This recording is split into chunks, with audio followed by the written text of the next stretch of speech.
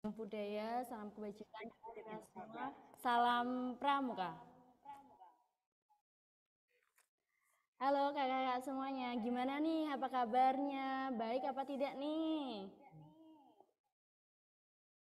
Oke, ya semoga kakak-kakak semuanya sedang baik-baik saja. Yang sedang di jalan, hati-hati di jalan. Yang ada dimanapun, semoga tetap bahagia ya. Oke, sebelumnya perkenalkan nih, nama saya Nauli Rohmatul Uma, finalis Utama Pandu Citra Loka Kuartir daerah Jawa Tengah. Nah, pada kali ini webinar ini itu mengenai keamanan digital anak. Keamanan merupakan usaha untuk menghindari ancaman kejahatan yang akan mengganggu. Nah, untuk digital sendiri merupakan teknologi elektronik yang mampu menyiapkan, menghasilkan, kemudian memproses berbagai data yang terdapat dalam sisi negatif dan positif yang ada di sosial media.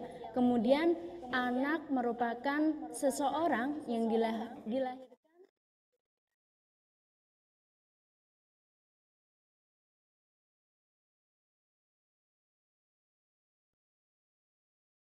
mulai dari 0 sampai 17 tahun. Nah, untuk kekerasan berbasis gender online ini merupakan kekerasan yang berusaha untuk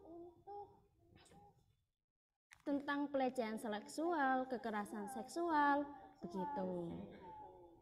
Nah, pada kesempatan kali ini itu terdapat pemateri yang sangat luar biasa, yaitu Kak Egita Saharani selaku Ketua Forum Anak Demak yang beralamat di Bintoro Demak, kemudian riwayat sekolahnya sendiri dari SD Negeri Bintoro 1, kemudian SMP Negeri 2 Demak, dan juga SMA Negeri 1 Demak. Nah, Kak Egita ini sebagai Ketua Forum Anak Demak pasti memiliki banyak pengalaman nih.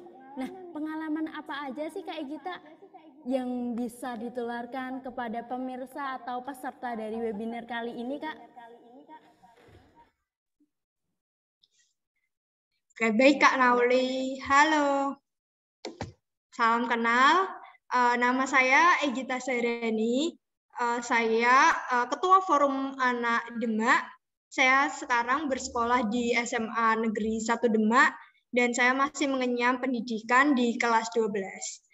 Jadi di pengalaman saya waktu menjadi Ketua Forum Anak Demak ini adalah ketika saya menjadi Ketua Forum Anak Demak, ada beberapa laporan tentang kekerasan, baik itu seksual, kekerasan fisik, dari kekerasan orang tua, maupun bullying, yang sudah banyak lah masuk ke laporan kita, sehingga dari pihak Dinsosnya itu seperti melakukan tindak lanjut terhadap kekerasan tersebut. Nah, dari sini kita tahu nih, apa sih itu kekerasan, apa aja sih itu kekerasan, dari mana aja kekerasan itu berasal, faktornya apa aja, dan cara mengatasinya apa aja.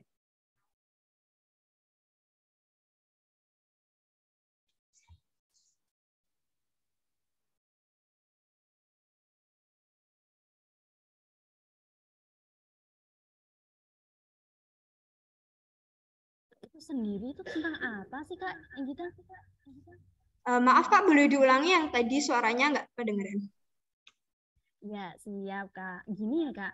Tadi kan pengalaman-pengalaman dari Kak Egita sendiri sudah banyak sekali nih yang bisa ditularkan kepada peserta webinar kali ini. Nah, selanjutnya yaitu di sesi materi tentang kekerasan berbasis gender online sendiri. Menurut Kak Egita itu seperti apa sih Kak Egita? Silakan Kak Egita. Nah, dari kekerasan berbasis gender online ini sendiri, ya, kita telah dulu dari kata kekerasan berbasis gender online. Kekerasan, seperti yang sudah kita ketahui lah, apa itu sih kekerasan? Kekerasan adalah suatu tindakan yang menyakiti atau melakui seseorang, baik itu fisiknya maupun mentalnya. Jadi sesuatu yang menyakiti, menyerang, entah itu secara langsung fisik maupun secara verbal atau secara omongan yang menyakiti mental, psikologis, itu disebut kekerasan. Nah, gender sendiri memiliki arti itu seperti perilaku yang dilekatkan pada laki-laki dan perempuan melalui hubungan sosial maupun budaya. Gender sendiri dapat diartikan sebagai karakteristik laki-laki dan perempuan. Nah, merujuk pada pengertian tadi, kekerasan dan juga gender. Nah, apa sih itu KBGO? Kekerasan berbasis gender online.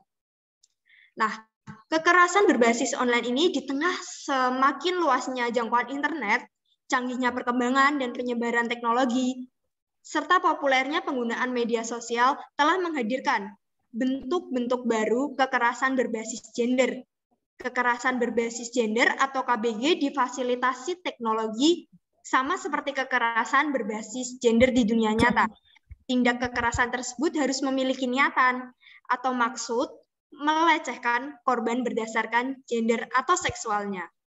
Jika tidak, maka kekerasan tersebut dapat dikategorikan sebagai kekerasan umum seperti biasa. Nah, kenapa sih harus kita bedakan antara kekerasan berbasis gender online ini dengan kekerasan umum biasa di media sosial? Hal ini merujuk itu seperti apa nih, Kak? Apa? Ya, seperti apa untuk kekerasan KBGO dengan kekerasan yang seperti biasanya itu perbedaannya seperti apa, Kak? Ya, tentunya kita juga harus membedakan ya, jangan kita semua kategorikan sebagai itu kekerasan berbasis gender online. Nah, hal ini tuh merujuknya kepada solusi. Solusi yang diberikan lebih tepatnya itu harus efektif, di mana KBGO pelanggaran hukumnya, penegakan hukumnya itu bukan hanya suatu tindak pidana aja. Kalau kekerasan di ranah umum itu boleh di kekerasannya, penegakan hukumnya hanya penegakan hukum saja. Nah, kalau KBGO ini harus ada intervensi atau seperti pemberitahuan lah, pengarahan terhadap pelaku agar mengubah sudut pandangnya terhadap gender yang ada di media sosial ini. Sehingga ketika dia bebas nanti atau setelah melaksanakan hukumannya, ia tidak mengulang lagi atau sudah mengubah sudut pandangnya terhadap gender sehingga tidak terjadi lagi kekerasan berbasis gender ini. Nah, selanjutnya tentang aktivitas apa aja sih, Kak, yang merajuk ke KBGO, Kak? Nah, aktivitas apa aja ya yang merujuk pada KBGO sendiri ini? Nah, aktivitas KBGO ini yang mengarah adalah yang pertama, pelanggaran privasi.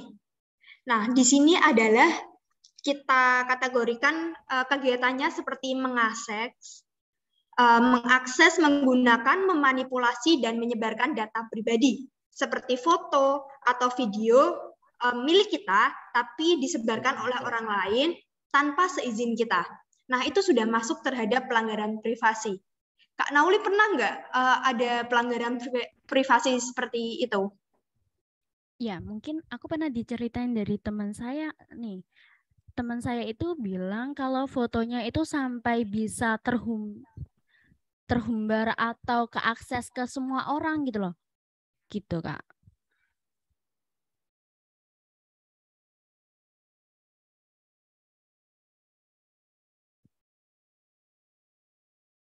Halo, Kak Gita.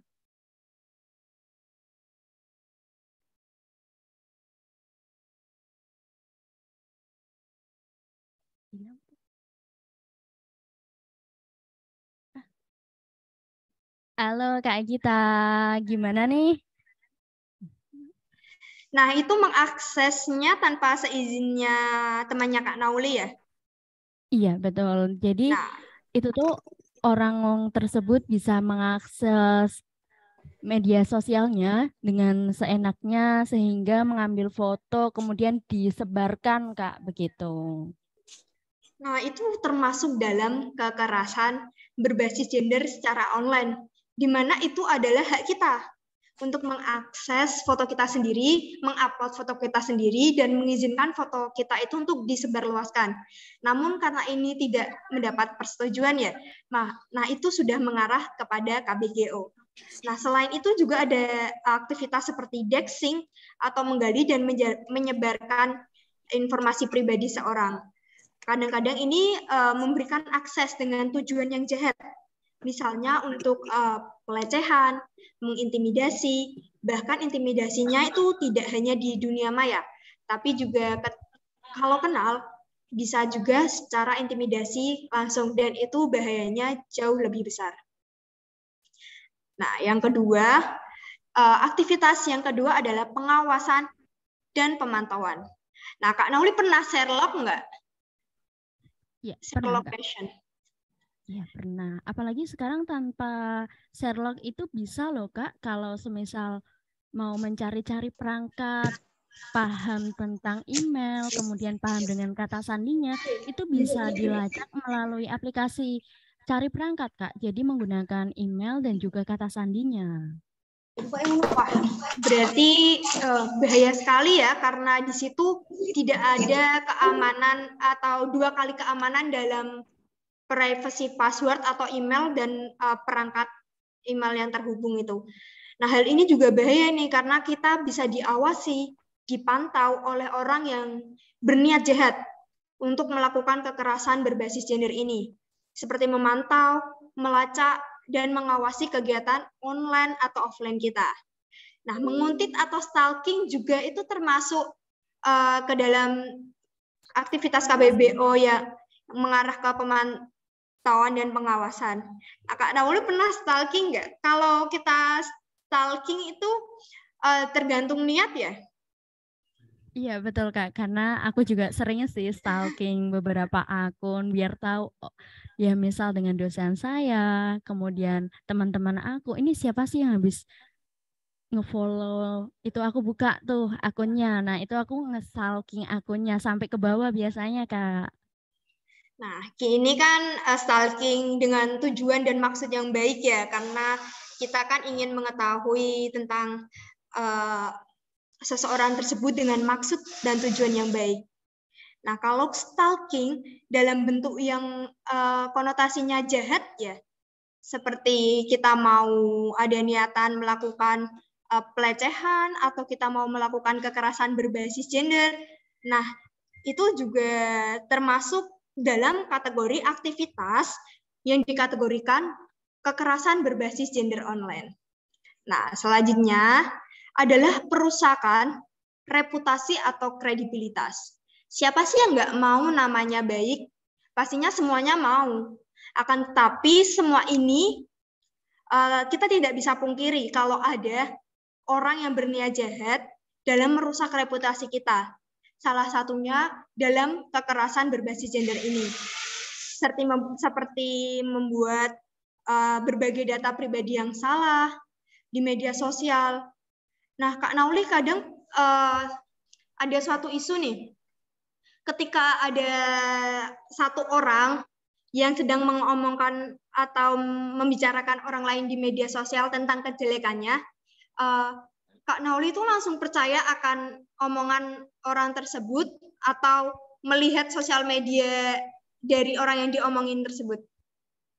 Iya, tidak langsung percaya. Kita harus memanajemen bagaimana kita harus percaya itu benar-benar real atau tidak. Kemudian kita melihat bagaimana sih itu apakah benar orang tersebut ataukah tidak gitu, Kak. Jadi kita lihat dulu. Kemudian kan dari KBGO sendiri kan itu pasti tentang perusakan reputasi atau kredibilitas itu seperti merasuk ke bullying, Kak, tapi bullyingnya itu secara online gitu, saling netizen yang berkomentar yang tidak sesuai. Iya, benar sekali. Semoga saja semua orang yang menggunakan media sosial dapat memanajemen media sosialnya dengan baik, dengan tidak langsung percaya dengan berita-berita yang dapat dikategorikan sebagai hoax tersebut, sehingga kita dapat memilah-milah lah agar tidak terjadi perusakan reputasi. Nah, kita di sini sebagai usaha untuk mencegah lah. Nah, yang terakhir, aktivitas yang dapat dikategorikan atau mengarah kepada KBGO adalah pelecehan. Pelecehan bukan hanya dilakukan secara offline aja loh. Ternyata online juga pun bisa. Ternyata pelecehan yang kita kira itu hanya dapat dilakukan secara offline, ternyata di zaman modern ini, apalagi di teknologi yang sangat canggih ini, secara online pun bisa melalui pesan, perhatian, chat, DM, dan masih banyak lagi. Nah, hal ini merujuk pada komentar yang kasar, cacian, ujaran kebencian, seperti penghinaan terhadap gender di kolom komentar, di chat direct message, dan lain-lain. Kak Nauli pernah dapat seperti komentar yang jahat tidak? Iya, pernah.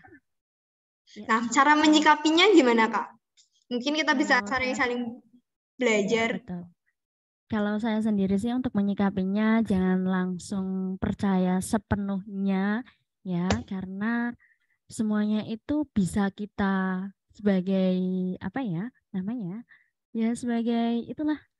Ih, apa sih Kak? Aku kok jadi bingung nih mau mengutarakan. Jadi itu jangan langsung asal percaya. Biarkan omongan orang lain itu menjadi salah satu bentuk kita bisa merubah diri kita sendiri, Kak. Gitu. Ada niatan nggak, Kak, kalau seumpama ada yang berkomentar jahat nih di komentar kita, bahkan sudah menyinggung tentang kekerasan berbasis gender untuk melaporkan? Gimana, Kak? Kalau ada suatu komentar jahat yang sudah merujuk ke kekerasan berbasis gender, kalau seumpamanya itu terjadi, jangan sampai lah kalau itu seumpama terjadi, dari Kak Nauli ada niatan untuk melaporkan atau dari sikap pribadi Kak Nauli cuek saja? Kalau aku sendiri sih sikapnya ya nggak apa-apa lah. Yang penting itu jangan sampai merusak reputasi diri kita sendiri. Berarti karena kan kita percaya sama pengikut sosial media kita bahwa dia tidak percaya akan kejelekan tersebut. Nah, Betul selanjutnya, sekali, Kak. Gimana? Oke, selanjutnya ya. Gimana sih Kak untuk kita untuk menanggulangi tentang KBGO Kak, terutamanya yang ada di media sosial ya Kak?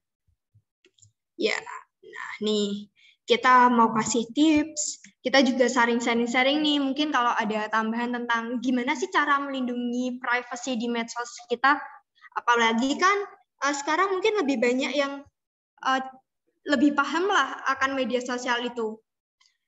Yang pertama, ciptakan password yang kuat. Kadang tuh ada yang suka bikin password. Itu seperti apa nih Kak? Nah, kadang tuh ada yang suka bikin password 1-8. Kak Nauli pernah menemui nggak? Iya pernah, karena aku dulu juga pernah sih awal-awal mula buat email ya kan, masih kelas berapa ya, kelas 1 SMP ya, aku itu mulai buat email. Nah itu tuh aku gunakan password itu 1, 2, 3, 4, 5, 6, 7, 8 Kak. Nah, itu kan sangat-sangat tidak kuat ya passwordnya kita ya, gampang ditebak. Apalagi ada yang kadang keyword TYUIOP yang satu deret keyboard, kadang ada 1-8. Nah, jangan ciptakan password yang dapat ditebak oleh hacker maupun orang lain yang ingin berbuat jahat kepada kita. Nah, ciptakan password yang kuat. Yang kedua, pisahkan akun pribadi dan publik. Nah, itu Kak. Tadi kan Kak Egita bilang pisahkan akun pribadi dan akun publik nih. Nah, maksud dari pisahkan akun pribadi dan publik itu sendiri itu seperti apa nih Kak? Biar para peserta itu memahami Kak. Nah, di sini kita dapat membedakanlah hal-hal yang dapat diumbar secara pribadi atau hal-hal yang bisa kita share ke publik. Karena kita di media sosial, apalagi sebagai pengikut yang mungkin sudah banyak diikuti orang atau di-follow orang. Nah, sebagai tanda kutip kita sudah seperti status Instagram kita dapat dilihat oleh banyak orang. Nah, kita bisa pisahkan antara urusan pribadi yang kita share melalui media sosial ataupun publik. Jangan urusan pribadi atau masalah pribadi itu malah kita umbar ke publik. Nah, di situ bisa jadi celah untuk orang yang jahat melakukan kekerasan berbasis gender terhadap kita. Nah, untuk akun publik sendiri, kita bisa share kegiatan kita yang dapat menginspirasi, seperti kegiatan webinar ini, kemudian juga kegiatan-kegiatan yang bermanfaat lagi tanpa mengupload seperti email kita, password kita, dan lain-lain yang berhubungan dengan privasi kita. Nah, yang ketiga, hati-hati dengan URL sebaran atau link sebaran.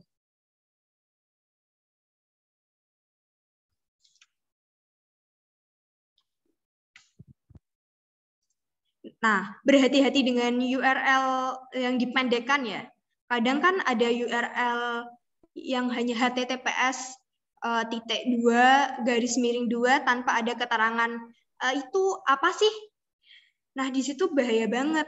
Bisa aja ketika kita mengklik link tersebut, data kita secara otomatis berpindah. Nah, itu bahaya banget. Apalagi di media sosial kadang kan lebih sering nggak sengaja kepencet atau apapun. Nah, disinilah harus tugas kita untuk berhati-hati dengan URL sebaran. Seperti ada pembagian kuota gratis, itu jangan langsung percaya. Bisa jadi HTTPS atau URL link tersebut adalah URL yang bisa menjebol akun kita atau menghack privasi kita. Nah, yang terakhir, jaga kerahasiaan pada PIN dan password HP. Menurut Kak Nauli sendiri ini gimana, Kak? Yang di bagian kerahasiaan. Oke, kalau aku sendiri nih untuk jaga kerahasiaan pada PIN dan password HP sendiri, yaitu orang-orang seperti kita itu untuk menjaga pada PIN dan password itu kita harus membuat PIN atau password kita dengan kuat. Misalnya, jangan sering menggunakan nama kita. Bisa saja kita gunakan dengan nama-nama lain yang kita sukai. Misal ya, kita gunakan nama buah apel 123. Nah, itu kan belum bisa ditebak orang lain tentang PIN dan password kita gitu. Kemudian kalau misal pada itu ya, pada ATM itu juga bisa, jangan menggunakan tanggal lahir, bisa juga menggunakan nomor-nomor kesukaan kita, misal 45, 47, 48 seperti itu. Jangan semena-mena atau sesuka kita membuat PIN atau password itu sesuai dengan identitas kita gitu, Kak. Biar kerahasiaan tentang PIN dan keamanan password kita itu benar-benar terjaga, Kak, gitu. Nah, benar sekali tuh Kak Nauli. Karena kan jangan kita masukkan PIN di depan teman kita sehingga teman kita tahu, terus dia bisa dengan mudah mengakses privasi kita. Kita anggap laptop dan HP itu merupakan privasi kita, yang dimana di situ berisi data-data dari diri kita, baik email maupun data-data pribadi. Nah, benar sekali tuh Kak. Tapi kadang ada orang yang lupa atau anak-anak yang menggunakanlah PIN ini kan kadang kan seperti hanya 000. Itu kan mudah ditebak.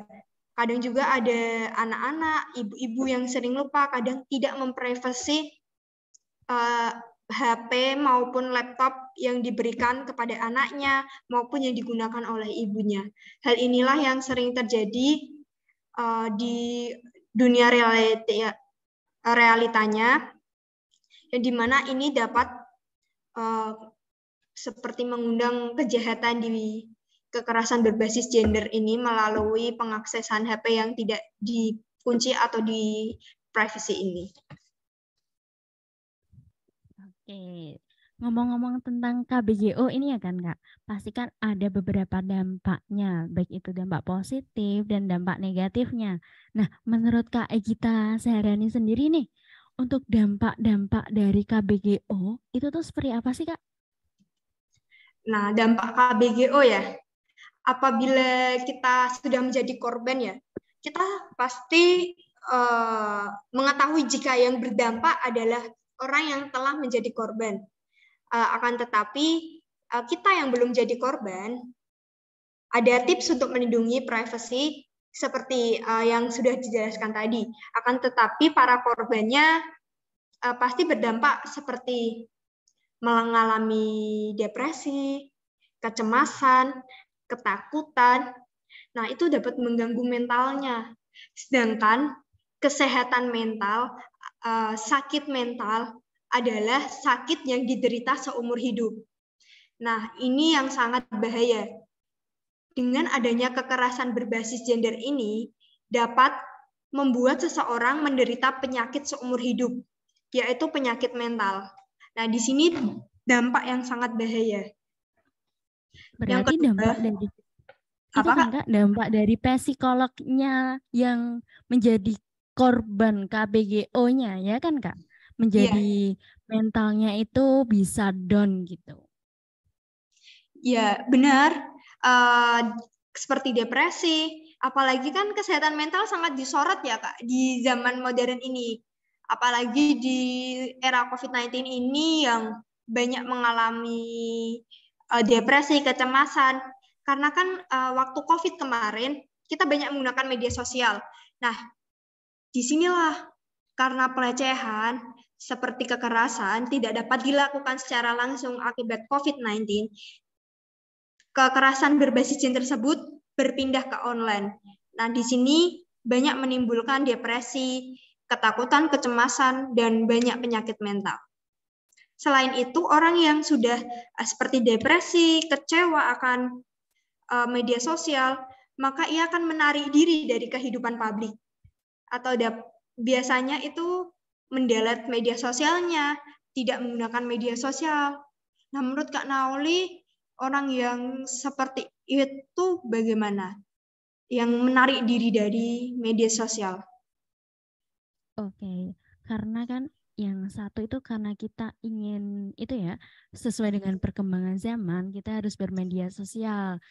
Tetapi untuk anak-anak sendiri itu harus bisa dilindungi atau diawasi oleh orang tua. Terkhusus untuk anak-anak yang berusia dari 0 sampai 17 tahun yang notabene di zaman sekarang itu sudah banyak anak-anak yang bermedia sosial. Jadi perlulah pengawasan dari orang tua dalam media sosial anak-anak gitu Kak. Kalau untuk dewasa ya itu memang sangat diperlukan karena banyak sekali info-info di media sosial itu sangat banyak, baik itu pekerjaan, baik itu tentang kuliah atau sekolah, begitu Kak. Nah, berarti dari yang saya tangkap dari Kak Nauli, secara tidak langsung ini berdampak satu lagi, yaitu secara ekonomis, di mana sebagai lahan untuk mencari seperti pekerjaan, lowongan pekerjaan, akan tetapi karena menarik dirinya dari media sosial akibat depresi dan kekecewaannya, sehingga ia dapat menjadi penyintas pengangguran dan kehilangan penghasilan. Nah, banyak ya dampak dari KBGO ini. Betul Kak. Oke, kita lanjut nih Kak. Kemudian itu mengenai itulah Kak, setelah menjadi korban KBG, oke, itu tuh kita harus bagaimana Kak? Karena banyak nih para korban kekerasan berbasis gender online itu tidak mengetahui setelah menjadi korban mereka itu harus bagaimana begitu Kak. Karena di mana tentang kekerasan seksual, kemudian pelecehan seksual itu sangat minim pembuktiannya dalam dipidanakan atau dilaporkan Kak, begitu. Itu menjadi korban tuh harus bagaimana Kak? Benar sekali yang dikatakan Kak Nauli, kalau ketika kita mengalami pelecehan seksual atau kekerasan, sulit sekali untuk membuktikan secara pidana. Akan tetapi di media online ini, setelah menjadi korban, Yang pertama kita lakukan adalah dokumentasikan hal-hal yang terjadi pada diri kita. Pastikan kalau kita mendapatkan perlakuan yang kurang baik atau kekerasan berbasis gender di media sosial melalui komentar, direct message, maupun lain-lain, nah kita dapat istilahnya men-screenshot. Dari screenshot tersebut kita dapat jadikan bukti untuk pelaporan ke pihak yang berwajib. Selain itu juga kita dapat melaporkannya dokumentasi tersebut ke pramuka. Kalau di pramuka ada di bina apa Kak? Saka Bina Sosial Kak? Oh, Saka Bina Sosial ya. Nah, di pramuka sendiri kita dapat di Saka Bina Sosial. Nah, setelah menjadi korban yang kedua yaitu pantau situasi yang dihadapi. Di mana meski tidak dianjurkan, apakah mungkin untuk menghadapi pelaku sendiri, mungkin jika masih ada trauma, kan belum bisa untuk menghadapi pelaku sendiri. Nah, pantau dan nilai situasi yang sedang dihadapi dan putuskan yang paling terbaik dan paling aman untuk diri kita. Di sini kita mengambil keputusan untuk diri sendiri setelah mengalami tindak kekerasan ini atau setelah menjadi korban. Yang ketiga, menghubungi bantuan. Nah, ketika kita telah merasa terancam nih akan tindak kekerasan tersebut, silakan hubungi polisi. Apabila selain polisi, yaitu ada forum anak, di mana forum anak itu sendiri memiliki suatu web atau sebuah web di mana di situ bisa melaporkan hal-hal atau tindak kekerasan yang dialami seseorang untuk dilaporkan ke forum anak. Forum anak di bawah bimbingan dari Dinsos P2PA, di mana selain melaporkan ke forum anak, juga dapat melaporkan ke Dinsos P2PA. Nah, selain itu juga secara gampangnya aja, di Instagram forum anak, kalian bisa direct message untuk melakukan pengaduan terhadap kekerasan yang kalian alami. Dan yang terakhir, lapor serta blokir pelaku. Karena sudah dianggap melakukan kekerasan dan membawa pengaruh buruk sehingga report atau blokir pelaku di media sosial. Oke. Begitu ya tentang KBGO yang sudah dijelaskan oleh Kak Gita. Nah, sebelum itu nih ada dari teman-teman yang mau bertanya, nanti ada benefitnya ya, ada hadiah dari saya sendiri. Nah, nih tentang ini ya, kalau bisa aku ingin bertanya nih kepada peserta. Ya, kepada peserta nih, kepada peserta yang ingin bertanya tentang KBGO sendiri itu tentang apa dan lain sebagainya diperbolehkan, bisa melalui chat atau bisa melalui yang lainnya, itu juga bisa nih. Oke, ini sudah ada satu pertanyaan nih Kak. Iya, dari Anissa Hidayati ya? Iya, dari Kak Anissa Hidayati. Halo Kak Anissa. Ya, Kak Anissa, nih izin bertanya Kak, bagaimana cara kita khususnya anak untuk melapor jika mengalami KBGO dan bagaimana pendapat Kak Nauli selaku finalis Duta Humas mengenai tingginya angka KBGO di wilayah Jawa Tengah? Terima kasih. Oke, ini gimana nih? Yang pertanyaannya ada dua nih Kak. Ya, oke, saya menjawab terlebih dahulu ya. Ini ada juga yang bertanya. Bagaimana cara membantu traumatis korban? Oke, Kak. Ini ya pertanyaannya. Bagaimana cara kita khususnya anak untuk melapor jika mengalami KBGO? Dan bagaimana pendapat Kak Nauli selaku finalis Duta Humas mengenai tingginya angka KBGO di wilayah Jawa Tengah? Nah, menurut saya sendiri, tingginya angka kekerasan berbasis gender online sendiri ini memang banyak. Sudah ada di Jawa Tengah, bahkan beberapa kasus juga sudah banyak sekali ya di media sosial. Itu pentingnya kita sebagai masyarakat, sebagai manusia itu bisa menjaga privasi kita, jangan selalu mengumbar tentang privasi kita, karena KBGO itu kan sebagai korban. Orang tersebut itu sudah mendapatkan pelecehan seksual atau kekerasan seksual gitu. Jadi setidaknya kita itu bisa menjaga privasi. Jangan selalu mengumbar aib kita atau privasi kita di dalam media sosial. Begitu, Kak. Nah, kemudian cara kita khususnya anak untuk melapor jika mengalami KBGO. Nah, tadi sudah dijelaskan ke Kak Egita Saharani ya. Untuk pelaporannya itu bisa melalui forum anak yang ada di beberapa daerah, karena forum anak itu sudah ada di tingkat desa, tingkat kecamatan, bahkan sampai di tingkat Indonesia, begitu Kak. Kemudian itu karena untuk melaporkannya juga mudah, yaitu melalui link ya kan Kak Egita? Ya benar, ada suatu web di masing-masing forum anak di daerah masing-masing, di mana di web tersebut kita dapat melaporkan apa yang terjadi atau perlakuan buruk apa yang terjadi kepada kita. Oke, betul sekali Kak. Ya, terus pertanyaan yang kedua nih Kak, ada nih Kak, bagaimana cara kita untuk membantu traumatis korban Kak Egita? Nah, menurut dari Kak Egita sendiri, untuk menghilangkan traumatis korban itu bagaimana sih Kak Egita? Kalau menurut saya, cara menghilangkan, bukan menghilangkan ya, traumatis itu tidak dapat dihilangkan 100%, karena di situ kan suatu kejadian buruk yang kita alami yang melekat di memori kita, dan mungkin bisa seumur hidup kita ingat, namun kita bisa membantulah mengurangi traumatis tersebut. Nah, traumatis itu berkaitan dengan psikologi kita, di mana psikologi harus kita konsultasikan ke pakarnya, yaitu ke psikolog.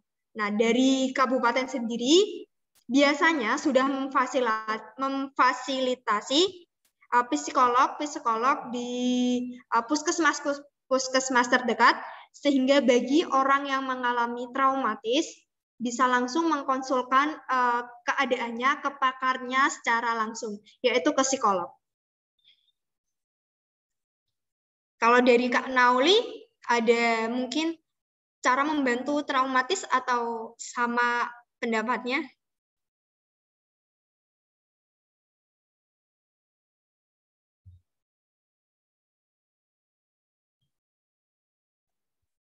Oke, kalau saya sendiri sih sudah cukup ya, karena untuk menghilangkan trauma dari seseorang itu memang membutuhkan waktu, kemudian jangan sampai anak-anak itu bisa menghilangkan terlalu trauma gitu lah. Jangan sampai anak-anak Indonesia itu trauma dengan kekerasan berbasis gender online.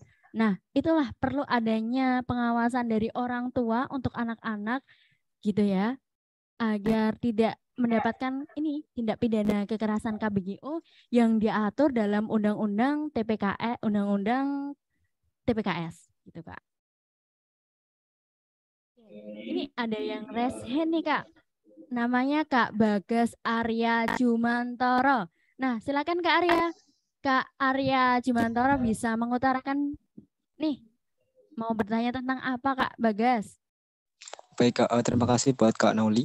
Izin Kak, saya Bagas Arya Jumantoro. Saya mau tanya nih Kak, dari beberapa yang saya lihat di berita nih Kak, kan banyak nih anak atau perempuan yang mengalami kekerasan seksual itu karena kan kenal sama orang yang dikenal lewat media sosial Kak. Contohnya seperti Facebook atau Instagram. Nah, kadang kan kayak semisal kita kenalan lewat media sosial. Nah, nanti lama-lama si orang ini yang kita nggak kenal sebelumnya, tapi kita kenal di media sosial itu seperti baperin kita atau mungkin ngajak kita ketemuan. Nah, tapi waktu ketemuan malah si orang ini ngelecehin kita gitu, Kak. Nah, ini gimana cara kita buat menghindari hal ini terjadi gitu, Kak? Terima kasih.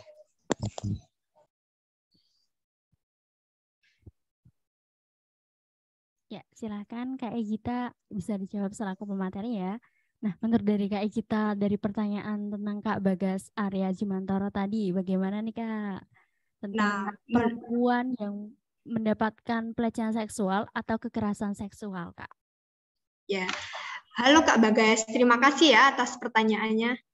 Nah, di sini kan kita mengenal seseorang tersebut, apalagi di situ pelakunya, korbannya adalah perempuan yang mengenal si pelaku atau mengenal orang lain, laki-laki dari media sosial. Nah, hal ini kita sebagai perempuan seharusnya lebih memprivasi atau memprotek diri kita. Karena kan kita hidup di zaman modern ini, kekerasan dapat terjadi di mana saja, baik offline maupun online. Nah, di sini kita bisa berjaga-jaga. Jangan mau berkenalan dengan sembarangan orang. Seperti melalui online pun kita dengan tujuan menambah banyak teman ya. It's okay, tapi di situ kita juga harus tetap memilah. Ketika diajak untuk bertemu, sebaiknya mengajak orang lain atau teman untuk mendampingi kita. Karena di mana kita kan perempuan. Jangan sampailah kita untuk keluar secara sendirian untuk menemui orang yang tidak dikenal. Anak-anak saja sudah diperingatin dari sejak kecil untuk jangan mau menerima sesuatu dari sembarangan orang. Nah, kita terapin nih di kita yang udah dewasa ini untuk jangan sembarangan juga mengenal orang. Jadi kita harus bawa teman lah, kalaupun mau berkenalan dengan orang baru dari media sosial. Begitu Kak Bagas. Oke. Baik Kak, terima kasih Kak. Kita sudah di ujung acara nih Kak. Ya, terima kasih kepada semuanya ya. Pada saat ini kita semua itu jangan sampai kita terprovokasi untuk melakukan tindakan yang melanggar hukum ya. Kemudian jadilah insan sebagai pelopor dan pelapor yang berkualitas dengan cara menyampaikan aspirasi yang sopan, santun, dan sesuai dengan aturan hukum yang berlaku. Nah, untuk semuanya itu tidak perlulah kita turun ke jalan untuk demonstrasi. Kita bisa menggunakan jalan aspirasi melalui beberapa wadah yang ada di Indonesia untuk menyalurkan aspirasi kita. Begitu. Terima kasih kepada semuanya. Terima kasih kepada semuanya. Terima kasih. Kemudian jangan lupa ya untuk Kak Bagas Arya, kemudian Kak Anissa Hidayati, kemudian juga tadi ada Kak Kak Munjaya bisa langsung kontak person saya karena nantinya akan mendapatkan benefit yaitu berupa paket data dari saya. Terima kasih semuanya. Dan semoga apa yang kita dapatkan pada hari ini bisa bermanfaat di suatu saat nanti. Begitu ya Kak? Terima kasih. Terima kasih kepada Kak Egita Sahrani selaku narasumber pada kali ini. Nah, terima kasih semuanya. Dari saya, bila ada kesalahan, saya mohon maaf sebesar-besarnya. Wassalamualaikum warahmatullahi wabarakatuh. Salam Pramuka. Waalaikumsalam warahmatullahi wabarakatuh. Salam Pramuka.